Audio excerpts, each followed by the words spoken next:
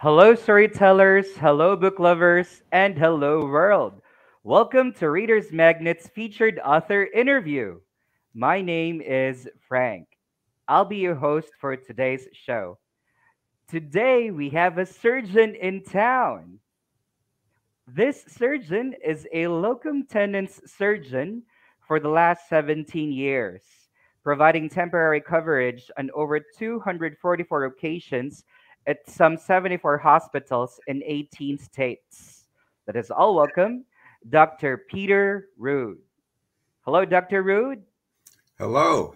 Nice to Ha- thank you for having me. You're welcome. Thank you for gracing the show. How are you doing? Just fine. All right.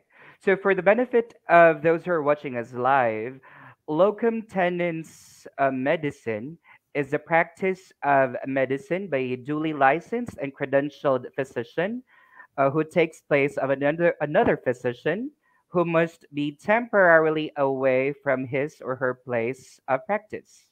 Right, Dr. Rude? Absolutely correct. Yes. All right.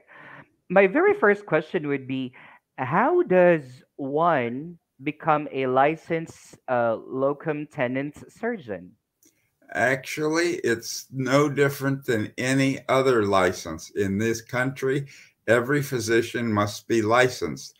If you want to travel, you just have to get a new license for each state you want to travel in. And so I got 18 licenses in the usual way. And then when somebody would call with a problem, they needed help, temporary coverage from that state, I could say, oh, I have that license, I will go. But it's not a special locum license. It's just you get as many licenses as places you wish to work. So how often do you transfer from one state to another? That is so completely irregular. You're at Oh, home, the phone rings, and some hospital says, we need you. And you don't know what the problem is. Sometimes they would fly me halfway across the country to work one night for a surgeon that's away. Other times, the surgeon may have become sick or was drafted in the military, and I would work for 2 or 3 months. It all depended on what the hospital in that city needed. And I arranged my schedule to be flexible so that I could fulfill their needs and help them out. so it's like an on-the-go surgeon. Yes, temporary Yeah. help, office help, Kelly Mhm. girls. I'm here to help. All you have to do is call me, and if I'm free, I would go. All right. I just can't imagine how hectic the schedule would be, right? So, what is the turning point that led you to become a licensed locum tenens surgeon? Well, I had the usual practice of any surgeon. I had joined a medical group. I had surgical privileges in one hospital, and that medical group in Iowa just collapsed. And there I was at age 50, out of work. What to do? Well, by chance, I heard they needed 2 weeks of coverage in Alaska for a And you surgeon who grabbed it. wanted to go hunting. So I traveled up there, and wow, it was a important, fun assignment. But I was where I was needed, and I was very glad to be able to help them out. And so I thought, oh, we'll do this. My wife and I will do this for a year or so, and then I'll find a place to settle down. Well, that adventure was so enjoyable that it lasted 17 years, and I worked in 244 different assignments. I never knew what would be coming up. Each assignment was an adventure, new hospital, new problems, new places to see, travel. So that's how I got into it and why I enjoyed it so much. I enjoy traveling and I enjoy challenges to help people. So that makes it more exciting because every time you travel to another state, every time you travel to another hospital, it's going to be a different setting, a different problem, right?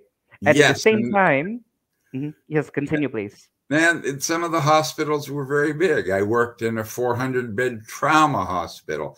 I Oh, worked in remote 25-bed hospitals in the Arizona desert. So you have to be flexible and adjust. But each one I felt I was absolutely needed. And for the patients that were very sick there, I made a difference. And some people survived who otherwise would have died. I think that's the most important thing about this job because you always feel that you are appreciated of the work that you do. It was essential to certain Yes. individuals who were Mm-mm, badly injured and too mm-mm, far to go to a big hospital. And I mm-mm. was their only chance. And so I did the best I could. And many of them were very, very successful, and the patients are alive. Now, you've mentioned about your wife that you both decided to embark into this journey. I've also read a comment about the book that talks about your love, your relationship with your wife. Can you please share that particular chapter to us? Oh, it no. Why? Because Betty, my wife, is in the whole book from front to back. Every once in a while, I'll mention something. I have a difficult patient.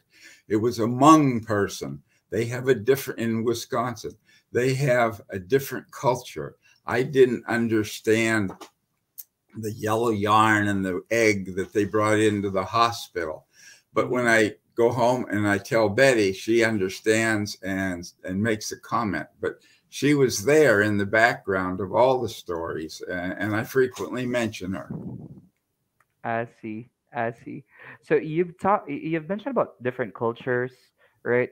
So was there anything, or what's this most striking um story that you've ever encountered or Oh, experienced? the book is 90 different stories. Each one is independent, and they Mm-hmm. range from challenging cases. Mm-hmm. Some of them are difficult, some have Mm-hmm. happy endings. There's a few tragedies, some are humorous. They're all full of human interest. Some of the most challenging stories are somebody badly injured in an automobile accident when you're so far away you can't go to a bigger hospital. But there's no one that's each story is different. So I'd rather not select one. Just invite the reader to. You can open the book anywhere and read a Yeah. story. They're all there, 90 stories, not connected.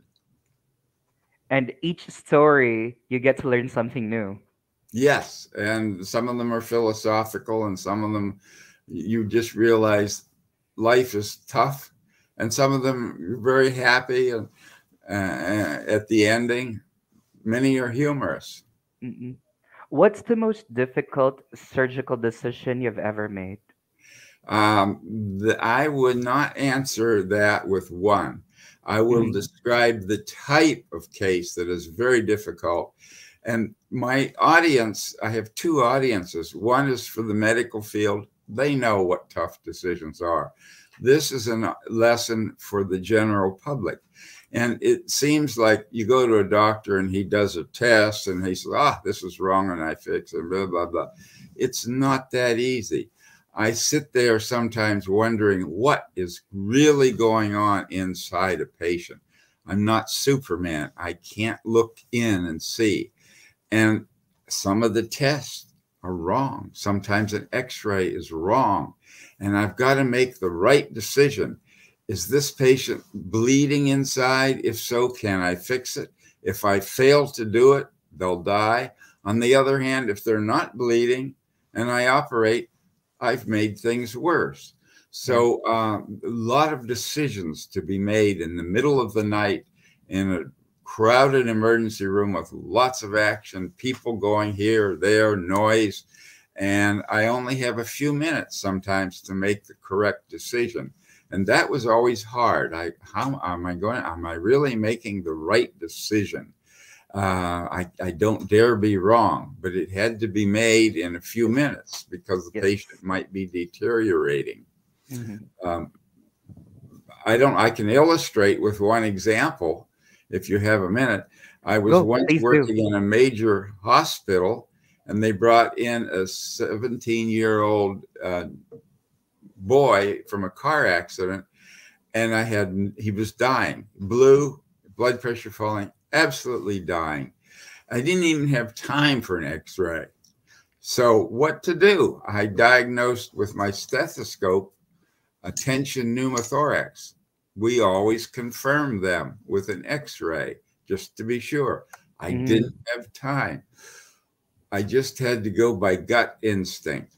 And for this case, the gut instinct is to make an incision right into his chest. And I just took a See. knife and plunged it into between the ribs, and whoosh, air came out, and he was much better and he recovered. But that's the kind of difficult decision. There was a patient lying there, and you have to do something, and it very well better be the right thing to do. In this case, I had to just take a knife and cut right into his chest without knowing if that was really what was going on. That was my hunch. My hunch was right. The patient recovered, and everybody is living happily ever after. It could have gone the other way too, which is why it's so difficult sometimes to make decisions to be a surgeon. You see a surgeon, you think, oh, he knows what's going on. Well, sometimes we don't, and I troubled over that. Now, on the lighter side, Dr. Roode, let's talk about the title because it's very catchy, right?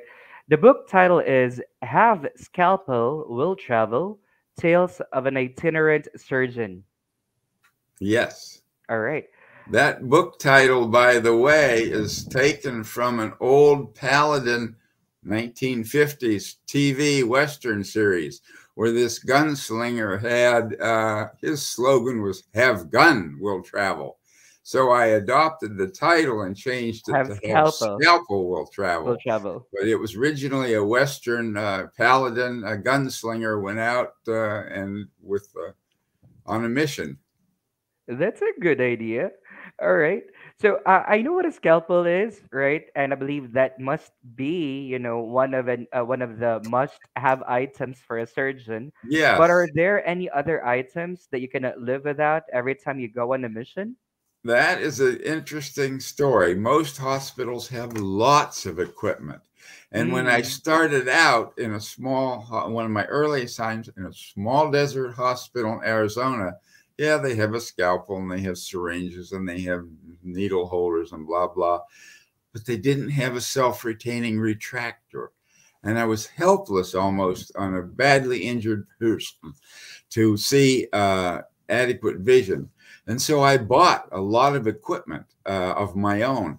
I had a self-retaining retractor I could put in and hold the incision open so that if I mm. didn't have an assistant, fine, I could still do it. I put on a headlight. I bought my own headlight, which shows on this picture on the book Yes, can you here. please show us the cover of the book so Yeah, our audience can see it? well, I don't know if it's sort of small, but right here is me in surgery wearing a headlight because not all hospitals have good lighting. And I bought my own headlight I could put on and shine right in. I had a lot of equipment that I bought that big hospitals, they all have it, but little ones don't. And I needed to carry that with me because frequently in a small hospital, I was all alone You and cannot expect. they couldn't find an assistant to help me. So you have this, ready to go on the go bag with you with all the equipments, you know, prepared so that every time someone would call you up for an emergency, you can drive yourself right away. That's it. And I would carry this equipment on the airlines, and the TSA would look at that and say, "What's that?" And I would say, "Well, that's surgical equipment. We got to look at it." So I'd open it up, and then they would say, "Oh, okay, sorry, Okay. go ahead." All right. Okay. Tell us one of the short stories you have in your book. Oh, I can tell you a little short story from Iowa. A man was riding his motorcycle through a cornfields on a highway through the flat cornfields, just going home after an evening in the bar. He had been Mm. drinking too much. He saw in front of him across the highway a great big Mississippi River barge. Okay. What is a barge from the river doing out in a cornfield? That can't be real. No, that's a beer induced hallucination. I'll just ignore it and drive through, he said to himself. Boom. When he came to, he was in a brightly lit room with me peering down at him as I evaluated and treated him. And during my examination, I said, well, no, you weren't on your motorcycle. And two, where you really were was in your motorboat out on the Mississippi River. And three, yes, it really was a Mississippi River barge that you tried to drive through. Bam. He was just drunk.